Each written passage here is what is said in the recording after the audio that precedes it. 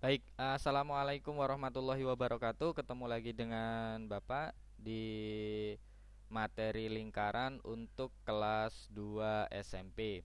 Untuk di materi lingkaran di part 1 ini Bapak akan membahas yang pertama tentang unsur-unsur lingkaran, yang kedua tentang keliling dan luas lingkaran, yang ketiga nanti tentang sudut pusat, sudut keliling.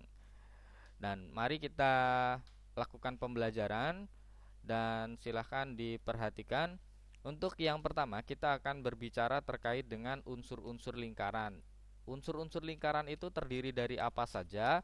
Yang pertama, perhatikan bahwa di gambar yang ada di layar Anda, unsur-unsur lingkaran yang pertama adalah pusat lingkaran. Di situ dilambangkan dengan titik O yang ada di tengah-tengah lingkaran. Kemudian setelah pusat lingkaran, di situ ada jari-jari lingkaran. Jari-jari lingkaran di situ dilambangkan oleh garis OA, OB, dan OD. Selanjutnya, setelah jari-jari lingkaran ada tali busur, ya. Tali busur di situ dilambangkan dengan AD, BC, dan AB, ya. Garis AD, garis BC, dan garis AB merupakan tali busur. Selanjutnya ada diameter. Diameter lingkaran, ya, menghubungkan tepi lingkaran dengan tepi lingkaran yang lainnya melalui titik tengah atau melalui titik pusat lingkaran. Di situ dilambangkan oleh garis AB, yaitu diameter. Kemudian ada apotema. Apotema adalah garis yang tegak lurus dengan busur lingkaran melalui titik pusat lingkaran. Di situ dilambangkan dengan garis OE. Yang selanjutnya ada tembereng. Tembereng di situ dilambangkan oleh daerah BFC atau daerah yang berwarna merah, ya. Di situ namanya tembereng. Dan selanjutnya ada juring. Juring lingkaran dilambangkan oleh daerah OAC, ya. Di situ warna biru muda. Itu adalah juring lingkaran. Selanjutnya ada yang namanya busur lingkaran. Di situ ditunjukkan oleh tanda panah, yaitu garis lengkung AC, garis lengkung BFC, garis lengkung AD, dan garis lengkung BD. Nah, itu adalah busur lingkaran. Jadi inilah rekan-rekan anak-anakku sekalian tentang unsur-unsur lingkaran yang perlu anak-anakku sekalian pahami. Diharapkan setelah belajar unsur-unsur lingkaran ini nanti anak-anakku bisa menunjukkan dan menyebutkan bagian-bagian dari sebuah lingkaran. Baik, selanjutnya kita akan membahas terkait dengan keliling dan luas lingkaran. Pertama kita akan berbicara keliling lingkaran. Apabila ada sebuah lingkaran, di situ diketahui D, ya, D itu adalah diameter lingkaran dan R adalah jari-jari lingkaran. Maka keliling lingkaran dinyatakan dengan 2πr atau pi kali diameter, dengan pi yaitu 3,14 atau 22/7. Kita gunakan pi 3,14 apabila jari-jari sebuah lingkaran itu tidak merupakan kelipatan dari 7. Dan kita gunakan 22/7 apabila jari-jari atau diameter sebuah lingkaran itu adalah kelipatan dari 7. Nah, untuk luas lingkaran sama, di situ diketahui D adalah sebuah diameter lingkaran dan R adalah sebuah jari-jari lingkaran. Maka diketahui rumus sebuah luas lingkaran adalah pi r kuadrat atau seperempat pi d kuadrat dengan pi yaitu 3,14 atau 22/7. Kita gunakan 3,14 apabila R ataupun D bukan merupakan kelipatan dari 7, dan kita gunakan 22/7 apabila R atau D itu merupakan kelipatan dari 7. Nah, contoh, dua buah lingkaran diketahui diameternya masing-masing, ya. Diameternya 14 dan 20. Tentukan keliling dan luas lingkaran masing-masing. Untuk pembahasan yang pertama diketahui D-nya tadi adalah 14, maka R atau jari-jari yaitu setengah dari diameter. Setengah dari 14 yaitu 7. Keliling lingkaran yaitu 2 pi R atau pi kali D. Boleh gunakan salah satu. Pada saat ini kita gunakan yang 2 pi R. Maka rumusnya yaitu 2 kali 22 per 7 kali 7. Nah, cara menghitungnya anak-anakku bisa 7 dikali 22 dibagi 7 atau 7 dan 7 karena bisa disederhanakan, rekan-rekan biasanya dicoret begitu ya, disederhanakan begitu. Sehingga habis atau 1 sehingga tinggal 2 dikali 22. Hasilnya yaitu 44 cm.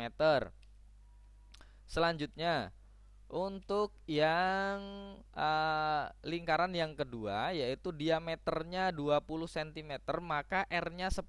Karena R-nya bukan kelipatan 7, maka kita gunakan pi yaitu 3,14. Sehingga rumusnya tinggal 2 kali 3,14 kali 10. Ya, sehingga 2 kali 31,4 dan hasilnya yaitu 62,8. Nah, untuk soal yang kedua, sebuah kolam berbentuk lingkaran berjari-jari 40 meter. Ya, kolamnya berjari-jari 40 meter, di sekeliling tepi bola dibuat tepi kolam ini ya, maksudnya kolam dibuat jalan melingkar selebar 5 meter. Jika biaya untuk membuat jalan tiap 1 meter perseginya yaitu 15.000, hitunglah seluruh biaya. Nah, kita perlu sketsa bahwa gambaran soalnya tadi seperti ini. Nah, ada sebuah kolam yaitu kolamnya yang berwarna ungu, kemudian akan dibentuk jalan yang berwarna kuning sehingga terbentuklah 2 buah lingkaran yaitu lingkaran besar dan lingkaran kecil. Kita akan mencari luas daerah yang dijadikan jalan, dalam hal ini yaitu yang berwarna kuning. Maka secara kita ketahui kita harus mencari luas lingkaran yang besar dan luas lingkaran yang kecil. Kemudian nanti luas lingkaran yang besar dikurangi dengan luas lingkaran yang kecil, ketemulah luas daerah yang berwarna kuning, atau dalam soal tadi adalah jalan yang akan dibuat di sekeliling kolam. Oke, kita akan lihat luas lingkaran OA atau lingkaran yang kecil. Rumus luas lingkaran yaitu pi R kuadrat. Karena R-nya 40 bukan kelipatan 7, maka kita menggunakan pi 3,14.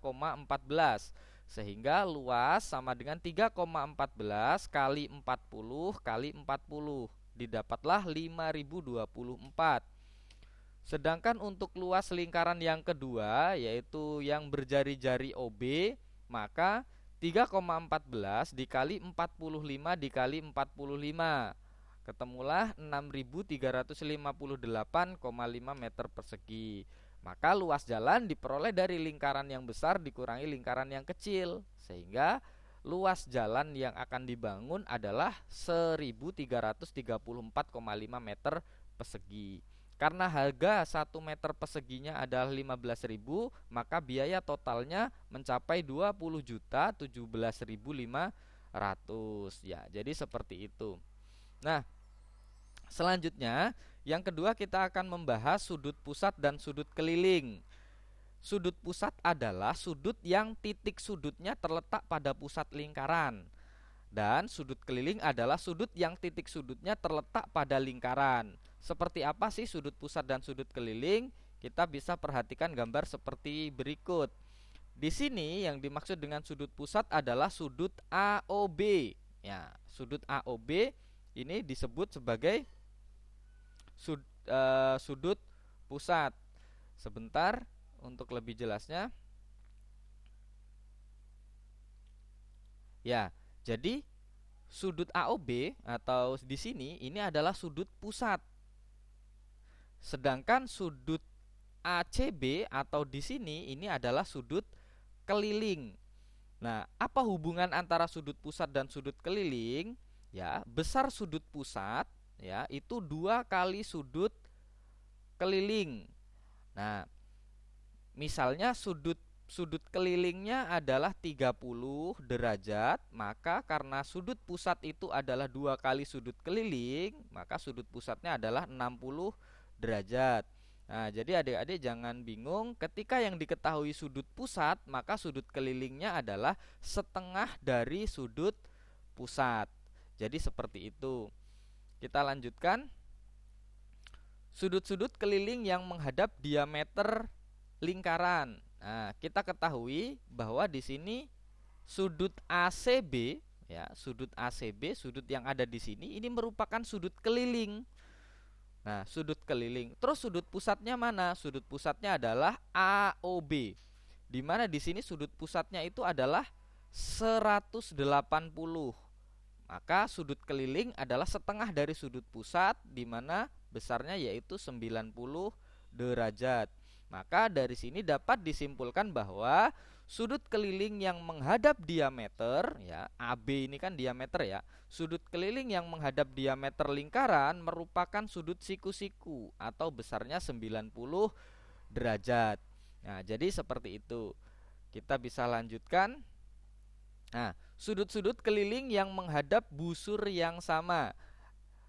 Ya, adik-adik bisa perhatikan di sini ada sebuah sudut, ada 3 buah ya, bukan sebuah. Ada 3 buah sudut keliling, yaitu di sini, dan di sini, di mana sudutnya adalah ini, dan ini menghadap busur yang sama, yaitu satu busur nih. Ini adalah satu busur, ya, yaitu busur AB, dan sudut pusatnya di sini.